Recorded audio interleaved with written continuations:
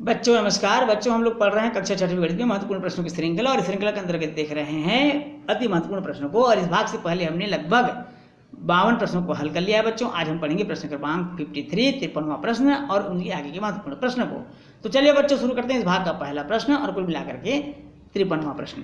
प्रश्न है निम्नलिखित का अनुपात ज्ञात कीजिए। निम्नलिखित का अनुपात ज्ञात कीजिए। पहला है 15 मिनट का 1 घंटे से, दूसरा है 250 ग्राम का 1 किलोग्राम से, 15 पैसे का 1 रुपए से। हमेशा याद रखिएगा बच्चों अनुपात ज्ञात करते समय इकाइयां समान होनी चाहिए। जैसे इसमें मिनट दिया है, घंटा दिया है, या तो दोनों को घंटे में बदल लीजिए या दोनों को मिनट में बदल लीजिए जिसमें आपको सुविधा हो। ग्राम दिया है, यहाँ किलोग्राम दिया है तो दोनों को या तो किलोग्राम में बदलिए या दोनों को ग्राम में बदलिए। और इसी प्रकार पैसा और रुपए दिया है तो दोनों को या तो पैसे में बदल लीजिए या तो फिर रुपए में ही बदल लीजिए, क्यों इकाई समान होने पर ही आप अनुपात ज्ञात कर सकते हैं। तो चलिए पहला देखते हैं। 15 मिनट का 1 घंटे से हमको अनुपात मालूम करना है।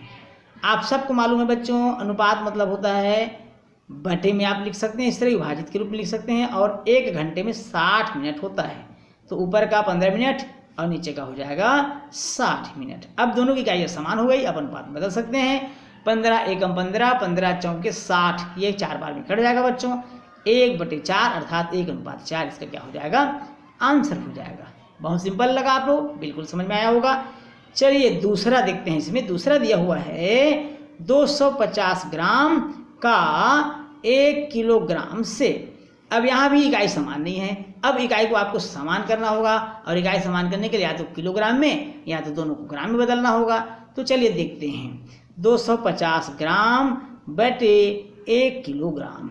अब आप सबको मालूम है बच्चों कि 1000 ग्राम का 1 किलोग्राम होता है, तो इस तरह हमने दोनों को ग्राम में बदल लिया।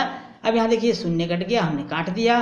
25 से कम 25, 25 चौक 100 अर्थात ऊपर 1 और नीचे में 4। यह भी आंसर प्राप्त हुआ हमको 1:4। कोई दिक्कत बच्चों, समझ में आ रहा होगा अच्छे से।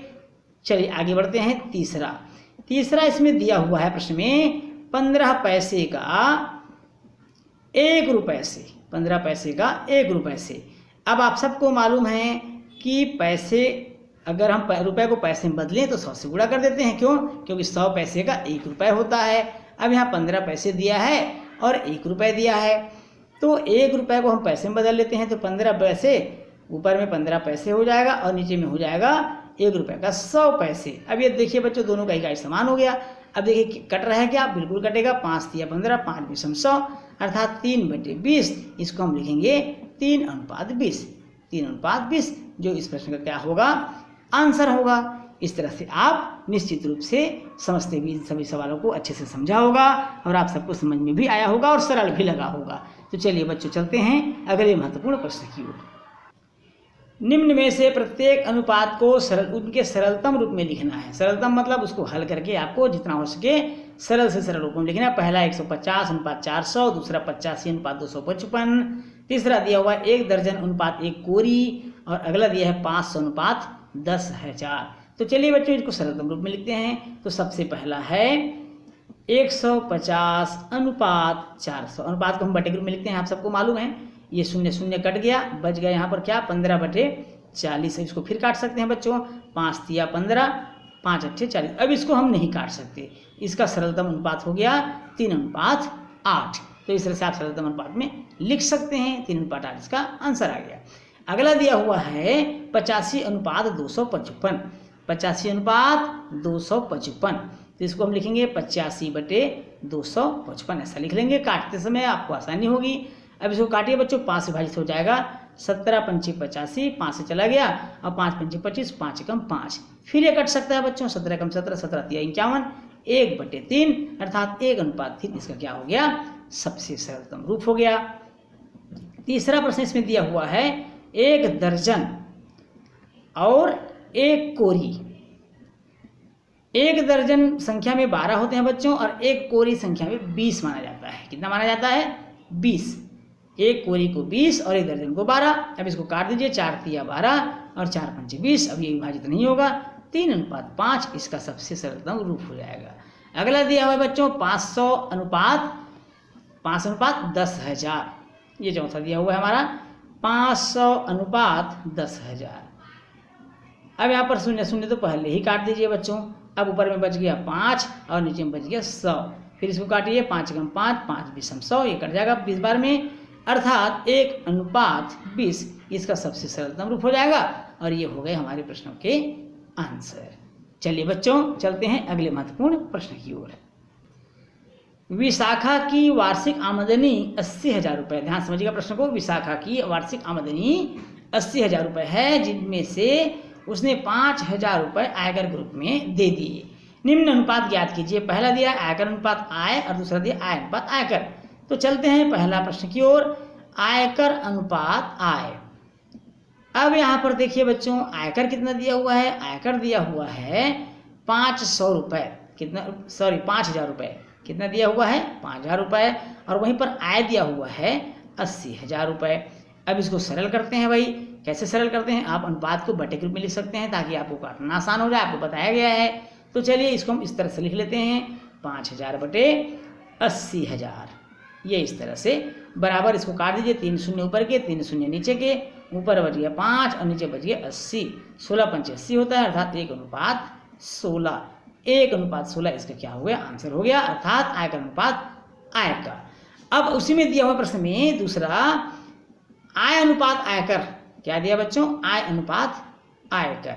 अब आय कितना था उसका? आपको मालूम है 80,000 रुपये उसकी आय थी, तो 80,000 रुपये लिख लेंगे हम। 80,000 अनुपात आयकर कितना दिया था उन्होंने? 5,000 रुपये दिया था। 80,000 बटे 5,000 हो जाएगा। अब यहाँ पर देखिए पुनः वैसे काट दीजिए, 3 शून्य ऊपर के 3 शून्य नीचे के, ऊपर बच गए 80 और नीचे बच गया 5। 5 × 5 5 16 80, 16:1। तो इसका अनुपात हो जाएगा 16:1 और ये इस प्रश्न का आंसर हो जाएगा।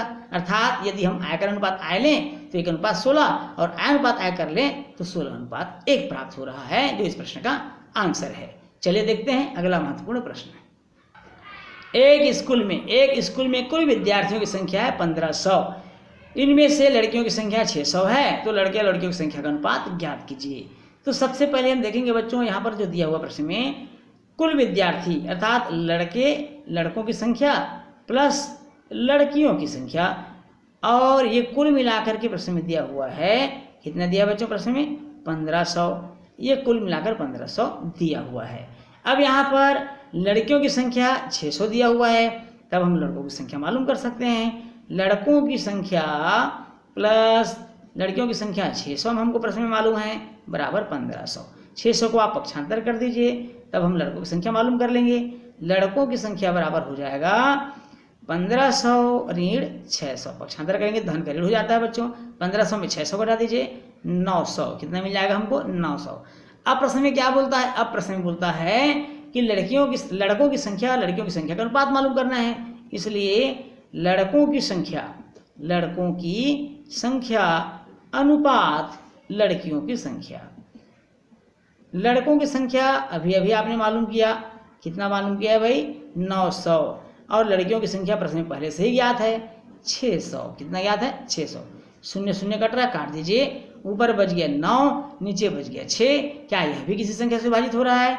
3 से विभाजित हो रहा है। 3 × 9, 3 दूनी 6, अर्थात दोनों में 3:2 का अनुपात है, और ये हमारे इस प्रश्न का आंसर भी है। चलिए बच्चों देखते हैं अगला प्रश्न है।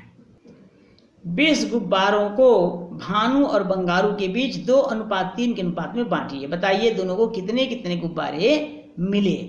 तो कुल मिलाकर गुब्बारों की संख्या 20, अनुपात में बांटना है 2:3। तो सबसे पहले अनुपातिक भाग हम निकाल लेते हैं। अनुपातिक योग इसलिए निकालेंगे उसमें से कितना भाग किसको प्राप्त हुआ। 2 और 3 को हम जोड़ देंगे और ये 5, अर्थात 5 में से 2 प्राप्त हुआ भानु को और 5 में से 3 प्राप्त हुआ बंगारू को। तो अब देखेंगे सबसे पहले भानु का हिस्सा, इसलिए भानु का हिस्सा भानु को मिल रहा है 5 में से 2। ये देखिए 5 में से 2 मिला है, और कुल मिलाकर जो गुब्बारा बांटना था वो था 20। कितना था? 20 था। अब इसको हम हल कर लेते हैं। 5 चौका 20, 4 दूनी 8, अर्थात 8 गुब्बारे यहाँ पर मिल रहा है भानु को मिल रहा है। कितने गुब्बारे मिला बच्चों? 8 गुब्बारे। इसी प्रकार हम देखते हैं 3 भाग मिला था 5 में से किसको? बंगारू को। तो अब बंगारू का हिस्सा हम मालूम कर लेते हैं।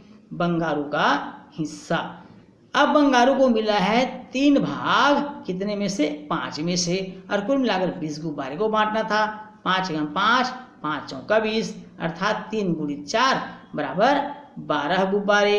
12 गुब्बारे किसको मिल गया? बंगारू को। तो इस तरह से हमने बांट लिया कि 12 गुब्बारे बंगारू को मिले और 8 गुब्बारे भानु को मिले, जो इस प्रश्न का क्या होगा बच्चों? आंसर होगा।